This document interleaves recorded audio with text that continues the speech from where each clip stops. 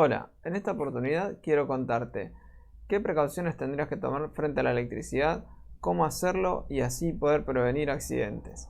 Comencemos con una explicación un poco técnica que yo voy a tratar de hacerla lo más simple posible. Te pido por favor que si llegaste hasta este punto, mires este video por completo, aunque pueda llegar en un punto a aburrirte o a parecerte medio enredado, ya que, como te dije, voy a tratar de hacerlo lo más simple posible para que cualquier persona pueda entenderlo.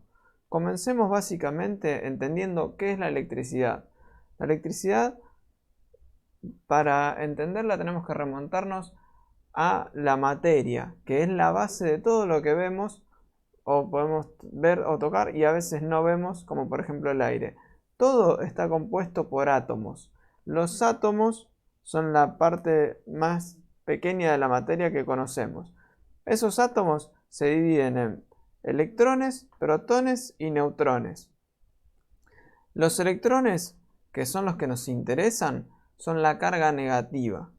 Y desde esa carga negativa es que nace la electricidad. Para que ustedes me entiendan, la electricidad o la corriente eléctrica es una corriente de electrones, o sea, es los electrones transportándose de un lugar a otro. Y como les dije antes, todo lo que conocemos es materia, por ende, si todos los elementos están compuestos de materia, todos serían conductores, en mayor o menor medida. O sea, lo que nosotros conocemos como elementos no conductores, en realidad no es que no sean conductores, son tan malos conductores que se consideran que no son conductores. Pero eso lo vamos a ver en un ratito. Volvamos a la corriente eléctrica. Tenemos un ejemplo dando vueltas en internet que yo no lo descargué porque sinceramente no sé si las imágenes están sujetas a derecho de autor o no. Y dibujando intenté hacerlo, pero como habrán visto en otros videos no soy tan bueno. Así que se los voy a explicar brevemente y la imagen la pueden encontrar en cualquier sitio. Hay una imagen donde hay tres muñequitos. Hay un tubo, hay un muñequito tratando de pasar por el tubo, hay un muñequito del otro lado del tubo tirando de la mano para que ese muñeco pase y hay un muñeco sobre el tubo que está presionando el tubo como si fuese con una soga para que el que está intentando pasar no pueda pasar. Esos muñequitos se llaman, el que está dentro del tubo, ampere, y sería la corriente eléctrica. El que está en la punta del tubo tirando se llama voltio o volt y es la tensión. Y el que está parado sobre el tubo tirando de esa soga, haciendo fuerza para que no pase, es la resistencia, que se llama ohm. Entonces, si tienen presente ese dibujo y si lo quieren buscar, tienen que entender que la corriente eléctrica de la que yo les hablo es el muñeco que quiere pasar por ese tubo, que sería la corriente eléctrica, y se mide en amperes, por eso ese muñeco se llama así, amperes o amperios.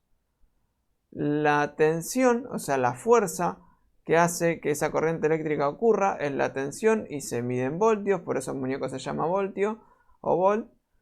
Y la fuerza que se opone a ese flujo de electrones, o sea, al paso de la corriente, es la resistencia y se mide en ohmios, por eso el nombre del muñequito.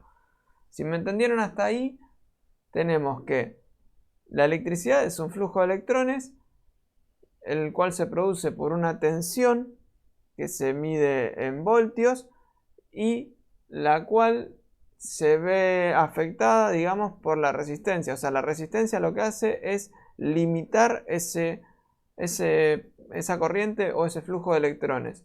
La resistencia dijimos que se mide en ohmios. Dicho esto, volvemos a los materiales conductores. Tenemos materiales que son buenos conductores, como ser el cobre, por ejemplo, que es el que compone nuestros cables, y tenemos materiales que nosotros conocemos como no conductores o malos conductores, que son el plástico o la madera. Pero si nosotros, por ejemplo, a una madera sabemos que nosotros le conectamos electricidad a una madera en un punto y tocamos el otro punto de la madera y no pasa la electricidad. Pero presten atención qué pasa si a la madera la mojamos. va a conducir la electricidad, ya no va a ser un aislante o un material que no conduce, porque al estar mojado, sí va a conducir la electricidad porque el agua es un material que conduce electricidad.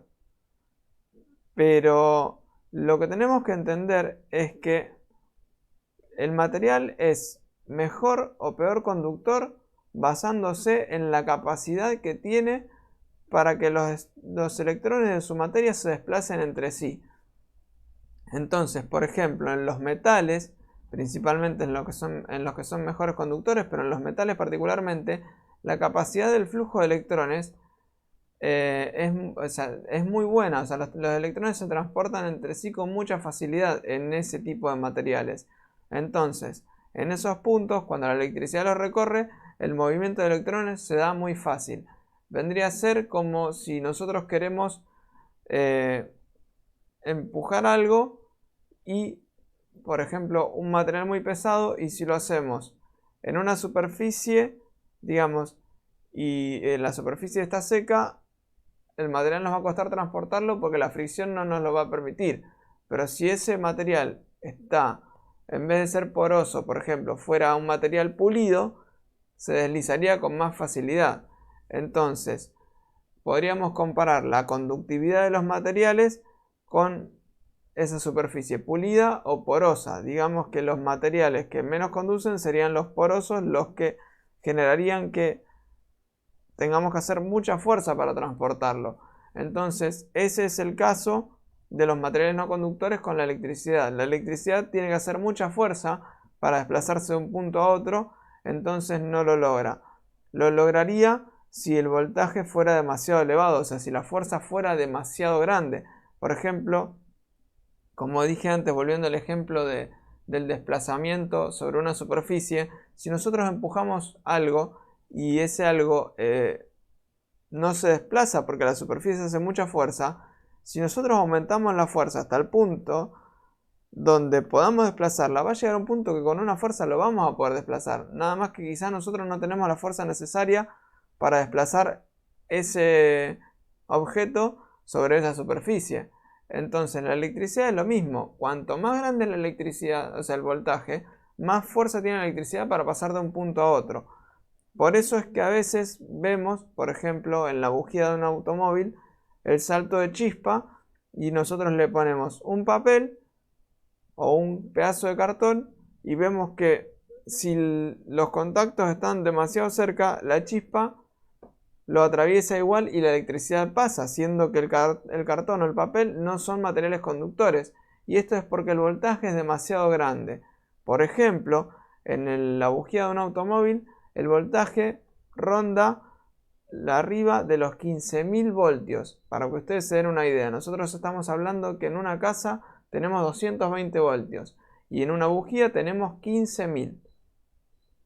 Entonces, si me van entendiendo hasta ahí, lo que les quiero explicar es que los materiales en las corrientes o en los valores que nosotros utilizamos, muchos de los materiales que conocemos no son conductores. En realidad lo son, pero son malos conductores. Pero pongamos que los clasificamos como que no son conductores. Tengamos en cuenta que al entrar en contacto con materiales como el agua y al quedar húmedos, la humedad transporta la electricidad con más facilidad. Entonces ese es un punto a tener en cuenta. Entendido más o menos esto, volvemos a los conceptos de la electricidad. Dijimos que la electricidad se manifiesta en el flujo de electrones o la corriente eléctrica. Esa corriente eléctrica, al atravesar, por ejemplo, un artefacto, cualquiera sea, vamos a poner el ejemplo de una lámpara, lo que hace es que ese flujo de electricidad por el artefacto, lo que hace es generar que ese artefacto convierta esa energía en otro tipo de energía, ya sea, o sea, la energía eléctrica la puede transformar en energía calórica, en una resistencia, por ejemplo el caso de una lámpara, que la transforma en parte en energía lumínica porque genera luz, pero también genera calor. Entonces en realidad sería una energía calórica. Pero a veces esa energía se transforma en energía mecánica en el caso de los motores. Si bien una parte de esa energía se consume. Técnicamente no se consumiría, y para que ustedes lo entiendan, el aparato no va a funcionar si la energía no lo recorre y no fluye dentro de él. Por ejemplo, la lámpara, si nosotros le conectamos un solo cable, por más que tenga electricidad, si no le conectamos el otro cable, o sea, la fase y el neutro, por ejemplo, para que la electricidad lo recorra, si la electricidad no circula, la lámpara no prende. Y así con todos los electrodomésticos, porque la electricidad lo que necesita es cerrar su circuito, o sea, el hecho de continuar su recorrido. Y entonces al fluir es donde prende. Sería como, por ejemplo, el caso de una turbina. Si el aire no la traspasa, si el aire no pasa por la turbina no gira. Entonces, lo que hace funcionar la turbina es el flujo de aire o el flujo de agua, por ejemplo.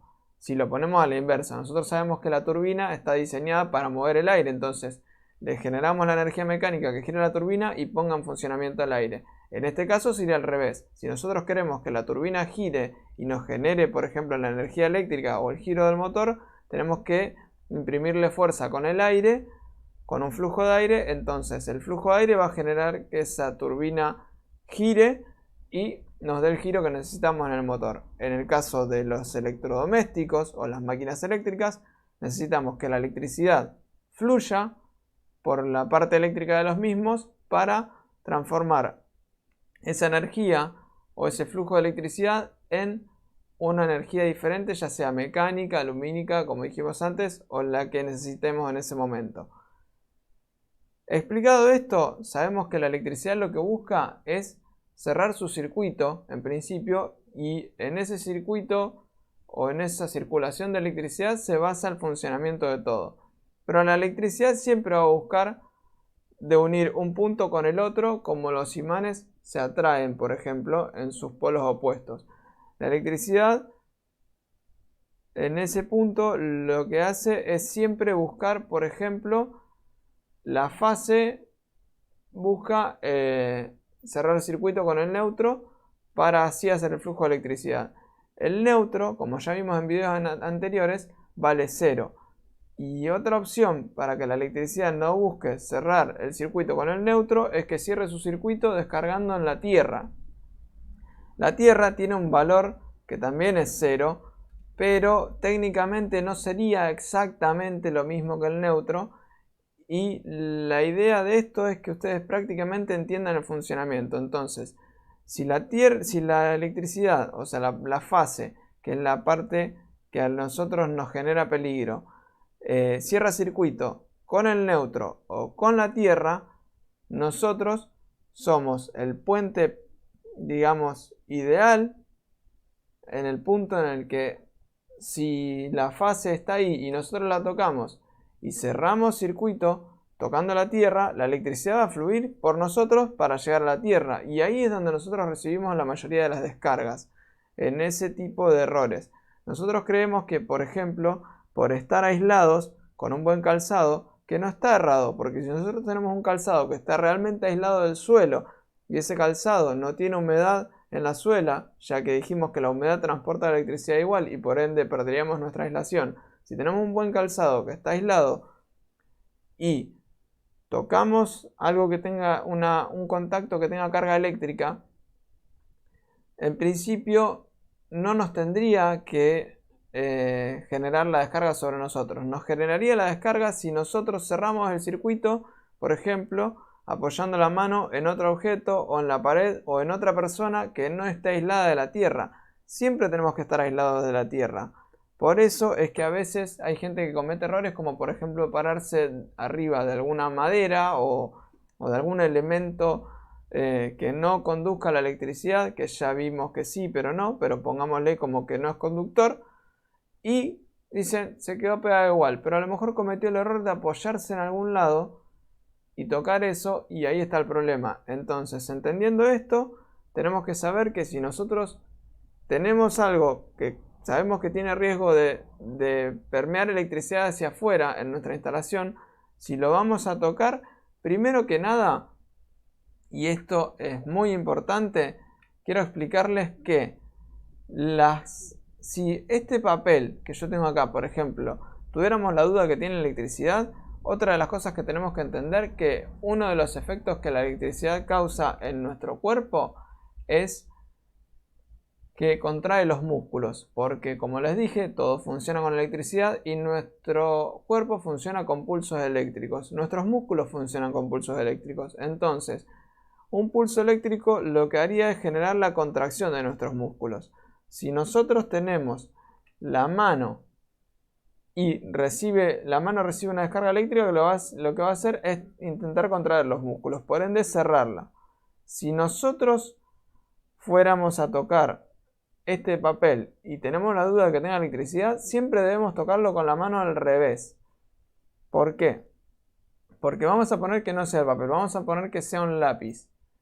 Entonces, si yo lo toco de esta manera, fíjense que yo al tocar el lápiz, si recibo una descarga eléctrica, les dije que mis músculos se van a contraer. Entonces lo que va a provocar es esto. Si yo por error lo toco al revés y lo toco así, cuando mis músculos se contraigan, no voy a tener forma de soltarlo. Y la electricidad, por la tensión, hace tanta fuerza para que la electricidad pase, que no voy a tener forma de abrir mi mano, porque la electricidad está fluyendo por mi mano, lo que está generando la contracción de mis músculos y no me deja abrir la mano. Esa fuerza es tan fuerte que les aseguro que no van a poder abrir su mano, y si no hay protecciones que detecten este problema, van a sufrir una descarga eléctrica que les puede provocar la muerte. Entonces, entendido esto, siempre que vayan a probar algo que no tengan idea si tiene electricidad o no, tocarlo así. De todas maneras, tener siempre en cuenta de tener el calzado adecuado. Como les digo, tratar de no tocar las cosas eléctricas descalzo o con los pies húmedos o mojados, ya que dijimos que la electricidad conduce mucho más fácil a través de la humedad. Son puntos que favorecen el flujo de la corriente eléctrica. Entonces, estos son puntos básicos a entender en electricidad. En base a eso se basan todas las demás precauciones. No hay muchos secretos más. Si ustedes de todas maneras, viendo este video, hay algo que no entienden, hay algo que les genera dudas, o les parece que hay algo a lo que esto no aplica y me lo quieren preguntar aparte, yo voy a estar disponible para contestarles. Tienen los canales de Facebook, Instagram aquí abajo, donde me pueden escribir. Si no me encuentran así, me pueden encontrar en el buscador como Ámbar Asistencia Eléctrica, y en la página de Facebook tienen para escribirme vía WhatsApp con el botón de WhatsApp. Yo cuelgo este video al día de la fecha con la idea de que la mayor cantidad de gente posible tenga acceso a esta información y pueda estar seguro en su instalación eléctrica o en cualquier instalación eléctrica que transite. Pero si este video usted lo llega a ver demasiado tiempo después de la publicación, yo voy a estar disponible igual para responder. Voy a tratar siempre de aportar en lo que pueda a la seguridad eléctrica de cualquier persona, ya que esta información debería estar al alcance de todos y a veces está, pero hay que rebuscarse mucho y tener algunos conocimientos básicos o no tan básicos para poder entender la información, porque es muy técnica. Por eso yo la traigo lo más práctica posible para que cualquier persona pueda comprenderla y pueda tomar las precauciones necesarias. Así que dicho todo esto, espero que les haya servido mi información. Si la pueden compartir con la mayor cantidad de gente posible a la que les parezca que le puede ser útil, me van a ayudar mucho. Y bueno, les vuelvo a repetir lo mismo de siempre. Si tienen alguna recomendación o otro tema que les parezca que quieran que trate, me lo pueden dejar el comentario. Y bueno, nos vemos en el próximo video. Muchas gracias.